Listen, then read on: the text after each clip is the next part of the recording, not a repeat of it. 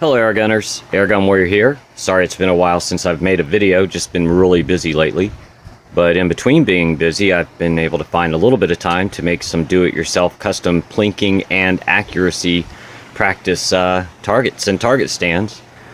They're all reactive, the ones that I work on. I like targets that give you a nice reaction after you shoot them. And so anyway, let me tell you what these are made out of. These are rubber wine corks, rubber synthetic wine corks, and I like to paint them a bright. I have bad eyesight, so I like to paint them this bright color. Put the Birchwood Casey 1-inch bullseye target on it. Makes it easier for me to see it, especially when I'm shooting open sights. Let me explain to you why I have the bolts there. If you just set them on the stand, the wind can blow them over, or the vibration of another one being shot.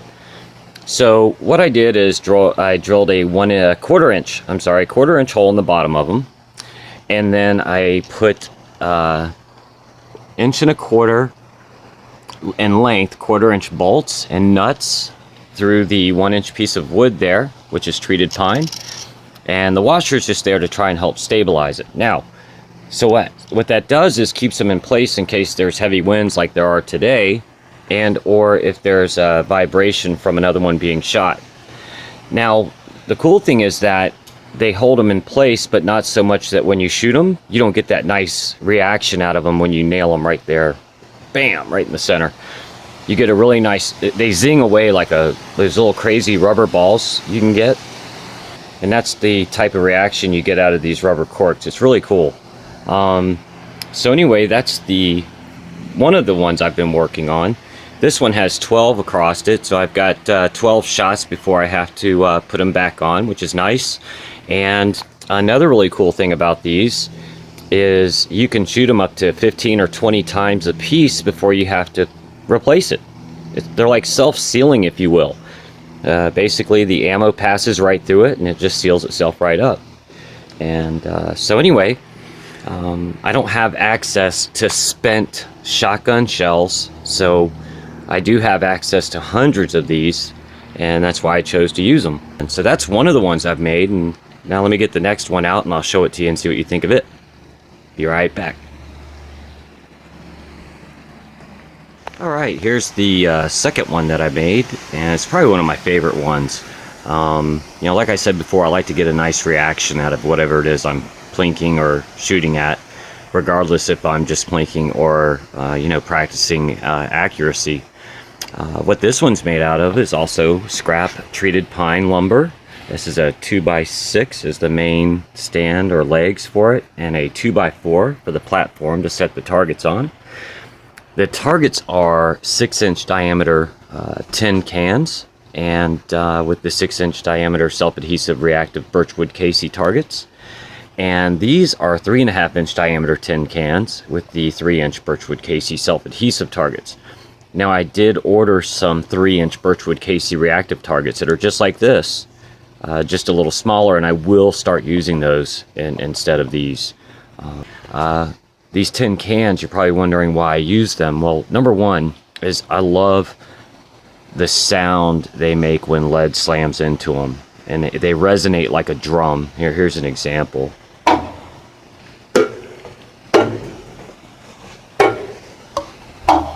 You can hear that. So anyway, that's one of the reasons I like to use the tin cans, and I have access to a lot of them, and that's why I chose to use them. And if you're wondering why they're not moving when I hit them, it's because I have 1/4-inch bolts coming up through the 2x4 and a wing nut that holds them in place.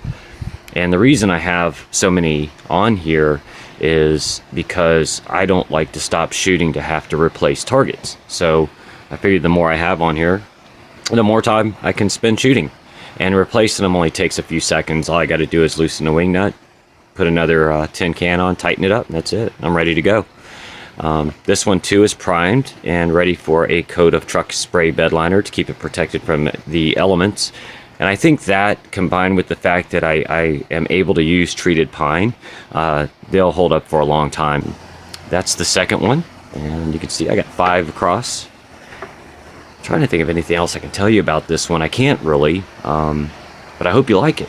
And if you're asking why I paint them, I just like stuff I make to look nice. That's all there is to it. And I know it's disposable and, you know, stuff like that, but I ran out of paint. That's why that one's not painted. But anyway, I'm trying to cut down on the glare here. So yeah, that's the second one there, and I'll go get the third one and show it to you. And I'll be right back. Hope you like this one. Let's thump it again. Yup. Alright, so here's the next one. It's just a basic stand made of 2x4, and I guess that's 1/2 inch by 3 inch piece of treated pine. Anyway, just a basic little stand that I wanted to be able to place some knockdown targets on. And of course, yes, they are tin can knockdown targets, and I get a nice sound out of them when they're slammed by some lead. And if you hit them just right, you know the reaction. I'm sure you've shot a tin can before. But anyway, I like these a lot. This is probably another one of my favorites.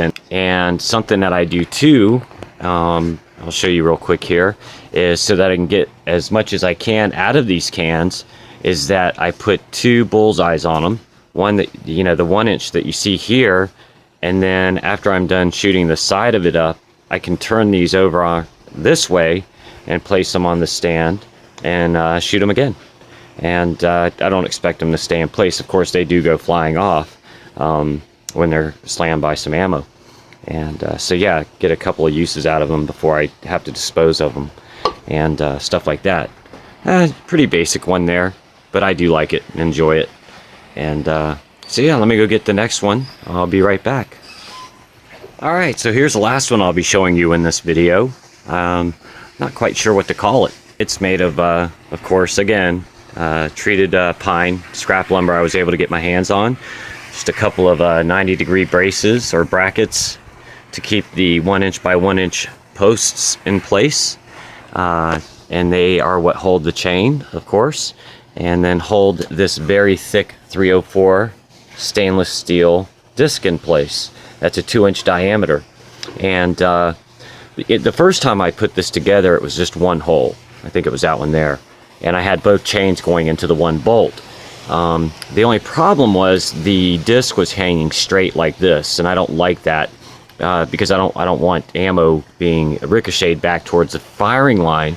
So after looking at some other gong targets out there, I noticed that if you put 2 mounting bolts on it, it causes the disc to slant down and away from the firing line, so that when lead does slam into it, it does get deflected down and away, reducing the risk of being hurt by any ricochet ammo. So anyway, yeah, I like this one a lot. It's a blast to shoot. I really enjoy it. One thing I did learn how to get a stronger chain for this, and I will do that and replace that.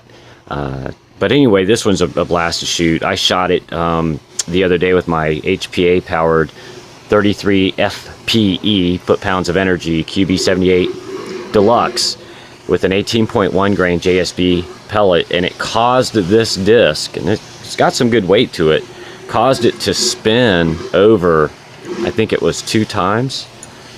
Could have been just once, but I do know it caused it to do so because I had to undo it because it was all kinked up looking and stuff like that. You can see here where where the lead actually slams into it and then gets forced down. Here's a piece of ammo lodged into the wood right here, actually, and they flatten into a pancake, thinner than a pancake. The lead does after it hits this stainless steel. It's pretty cool. It makes a very distinctive plinking sound when it gets smacked by some ammo, I'm telling you. And as soon as I can, I'll make a video of that so you can see what it sounds like too.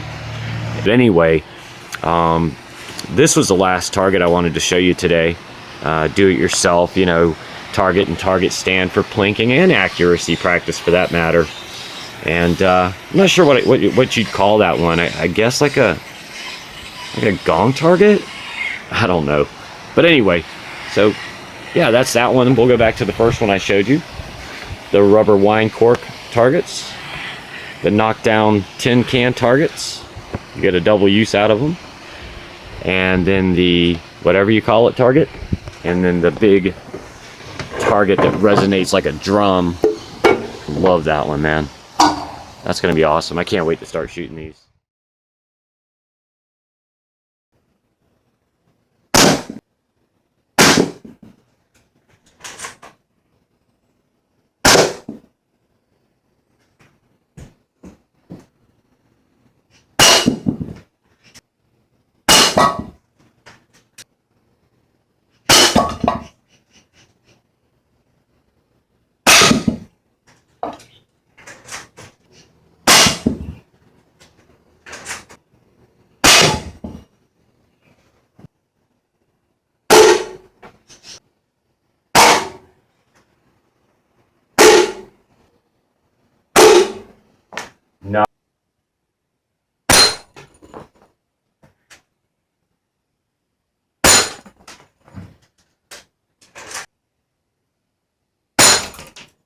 Yeah.